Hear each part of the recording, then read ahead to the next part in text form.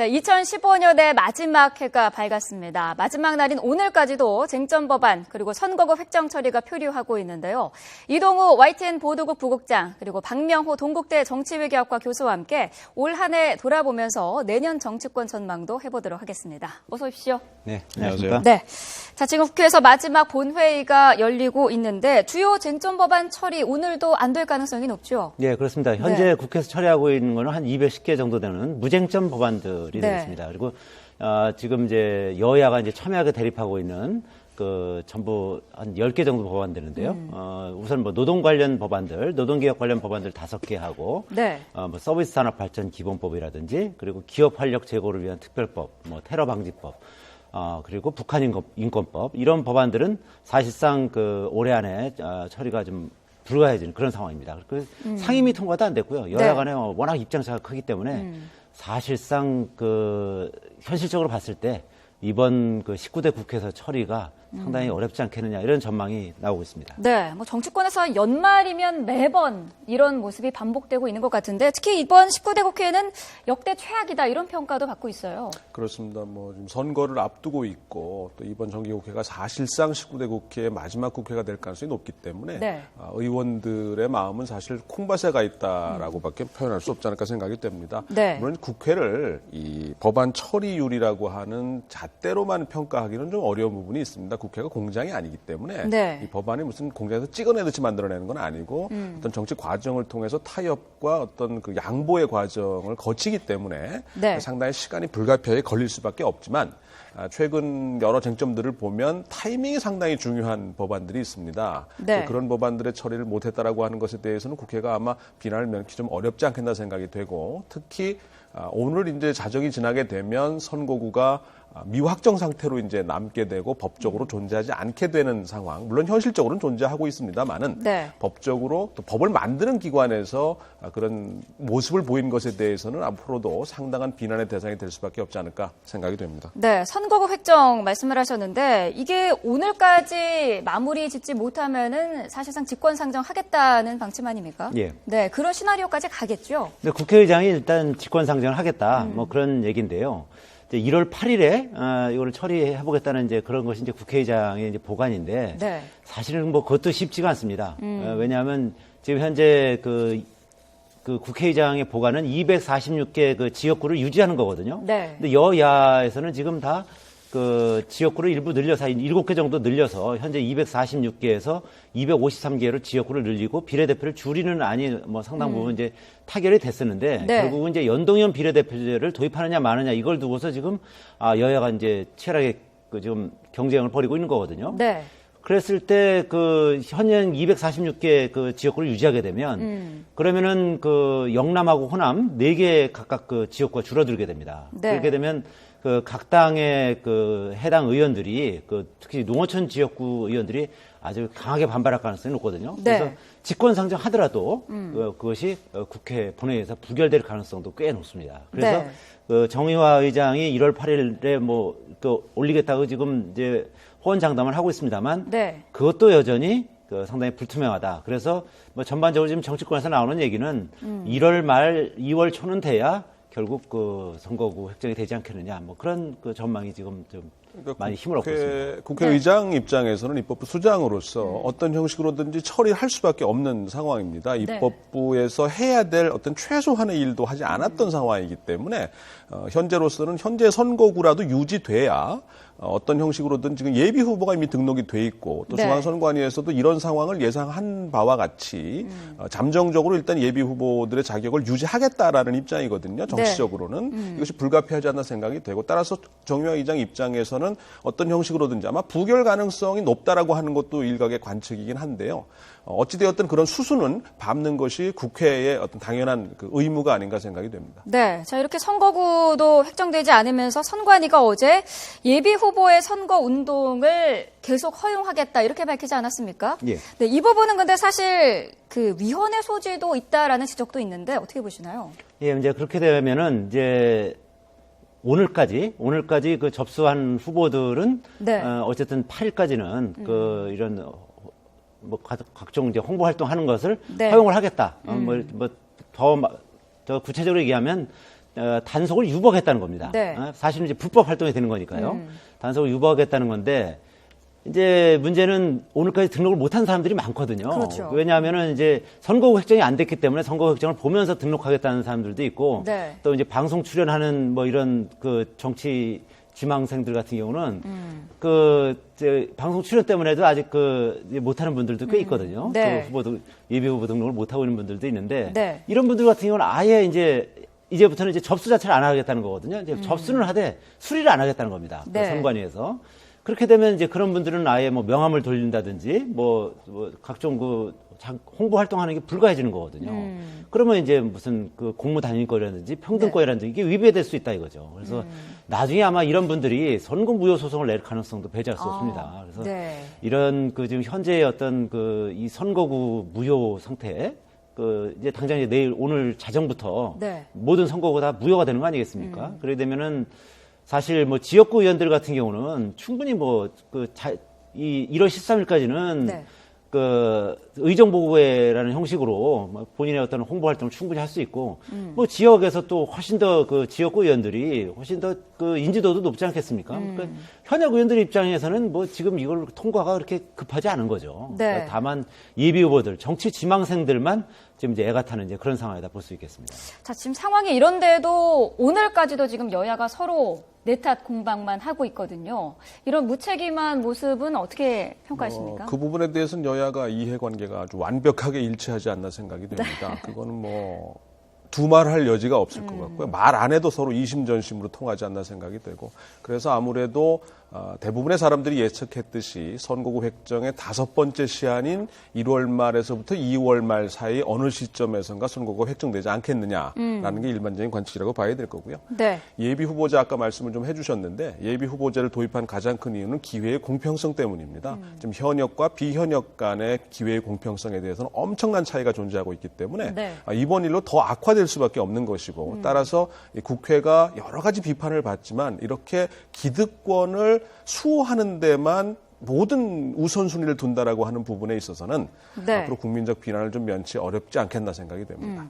자, 연말 들어서 굉장히 혼란스러웠던 야권 상황도 잠깐 짚어보도록 하겠습니다. 어제 이제 문재인 대표와 안철수 의원이 오랜만에 만났습니다. 자, 이 자리에서 문재인 대표는 언젠가는 합쳐야 할 사이다라고 말을 했는데, 안철수 의원은 여기에 대해서 뭐 연대 불가의 원칙을 다시 한번 확인을 했거든요. 예. 어떻게 보셨나요? 이제 문재인 대표 입장에서는 아무래도 이제 야권 분열되는 것이 본인의 책임이 아니라는 것은 이제 계속 강조하기 위해서 언젠가는 이제 합쳐야 되지 않겠느냐, 이제 그렇게 네. 운을 떼는 거고, 안철수 의원 입장에서는 이미 탈당을 했고 또 신당을 만들기로 하는 마당에 네. 연대라든지 통합이라든지 이런 거는 없다고 분명히 못을 박았지 않습니까? 네.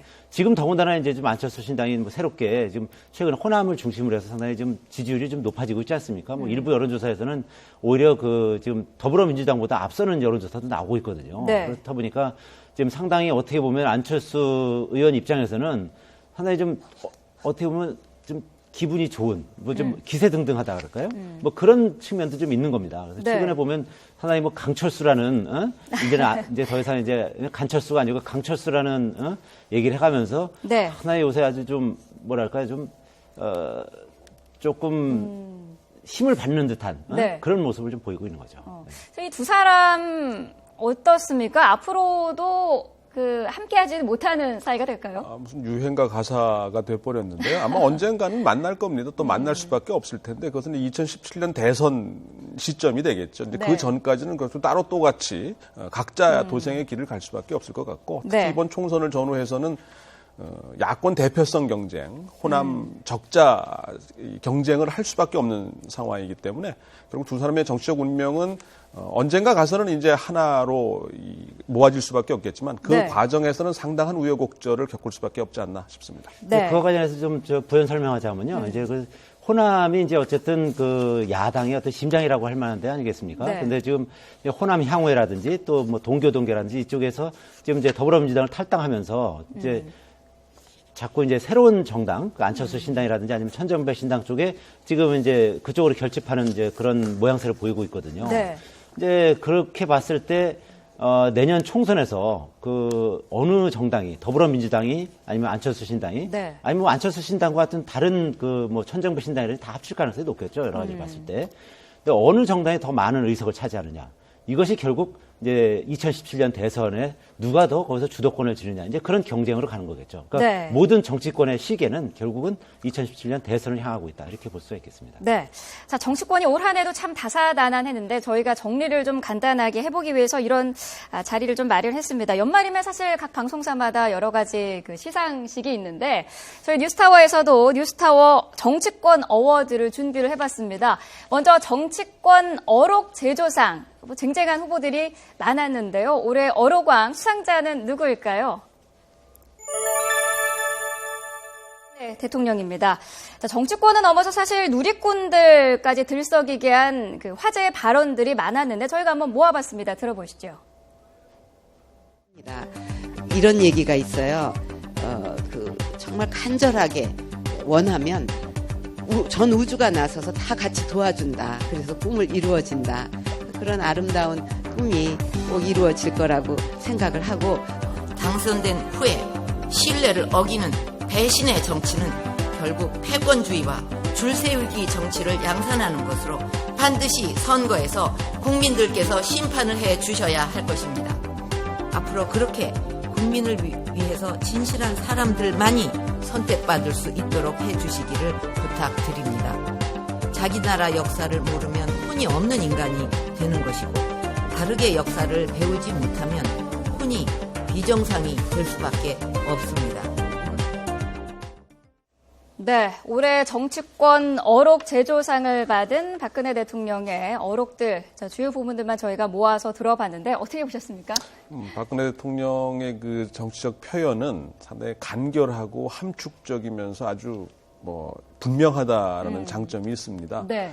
현존하는 정치인 중에서 아마 가장 정치적 메시지를 간순하면서도 아주 분명하게 전달하는 아주 유능한 정치적 기술을 갖고 있는 정치인이 아닌가 생각이 되고요. 네. 앞으로 이제 총선이 다가오고 특히 이제 총선 이후에 대선을 향해 가면서 상당한 정도로 좀 더 이 정치적 파괴력이 있는 발언들을 좀 더 쏟아내지 않을까 생각이 됩니다. 이런 발언들을 하면서 정치적인 파워도 굉장히 커졌다고 볼 수가 있겠죠. 그렇죠. 뭐 아까 보셨지만 네. 배신의 정치 심판해달라고 했지 않습니까? 마치 네. 유세를 하듯이 그 대통령이 아주 강한 어조로 그 얘기를 하지 않습니까? 네. 국무회의 석상인데요. 이제 그 일로 인해서 결국은 유승민 원내대표가 물러날 수밖에 없는 상황에 몰리지 않았습니까? 그 정도의 어떤 그 콘크리트 지지층을 가지고 있는 대통령의 파워를 보여준 거죠. 그리고 그뿐만 아니라 대통령은 지금까지 이 콘크리트 지지층을 바탕으로 해서 여러 가지 그 정치적 기로에 설 때마다 네. 이제 강력한 워딩을 통해서 이제 본인의 입장을 표명해 왔죠. 예전에 노무현 전 대통령 맞설 때도 참 나쁜 대통령이라고 그래서 아주 간단하게 얘기를 했었고. 근데 네. 쿼터칼 테러를 당했을 때도 대전은요 해가지고 네. 그 당시 대전이 박성희 후보가 열세였었습니다. 근데 그 사실 선거판을 뒤집어서 박성희 후보가 결국 그 지방선거에서 당선이 되죠. 네.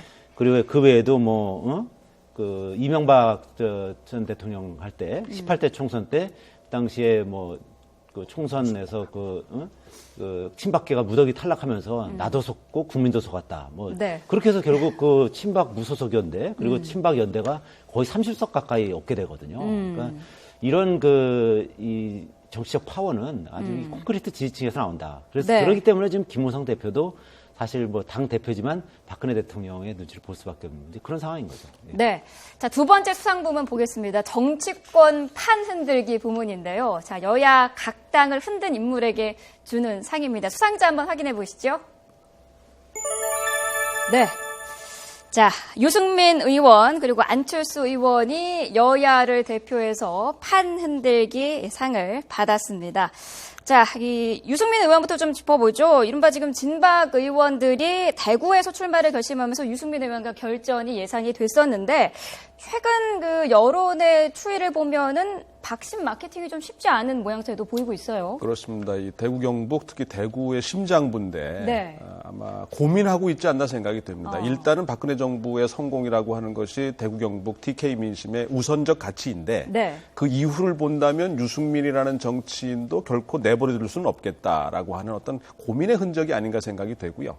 박근혜 대통령 입장에서도 뭔가 결정을 하긴 했겠지만 그걸 정치적으로 실천해내는 데 있어서 유승민이라는 사람의 존재가 상당히 껄끄러울 수 있는 상황이기 때문에 네. 여러 가지 고민이 좀 있지 않나 생각이 되고요.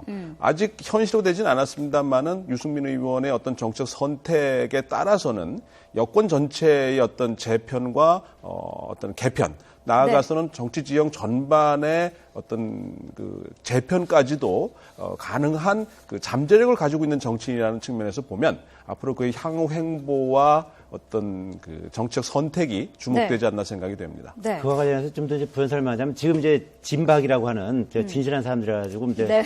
뭐 청와대에 있었던 분이라든지 아니면 장관에 있었던 분이 이제 대구 경북에 내려갔는데 이제 지금 사실 지지율이 잘 안 나온 분이 뭐 대표적으로 곽상도 전 민정수석이라든지 네. 그다음에 뭐 전광삼 전 춘추관장 그다음에 또 김종필 전 법무비서관 뭐 이런 분들인데 김종필 전 법무비서관은 아예 뭐 포기를 했습니다. 네. 그리고 정광삼 전 춘추관장 같은 경우는 이제 대구에서 자신의 이제 고향인 경북 울진, 봉화, 영덕 이쪽으로 이제 옮겨갔거든요. 네.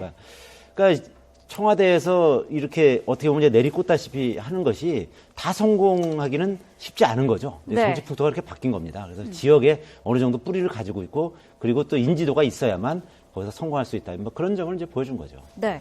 자, 지금 마지막 그 본회의를 하고 있는 19대 국회. 올해 이 국회에게 주고 싶은 상이 있다면 개인적으로 어떤 상이 있을까요? 교수님 먼저 좀 말씀해 주시죠. 저는 공공성을 지키지 못한, 수호하지 못한 기득권 수호상 네. 수여하도록 하겠습니다. 네. 네.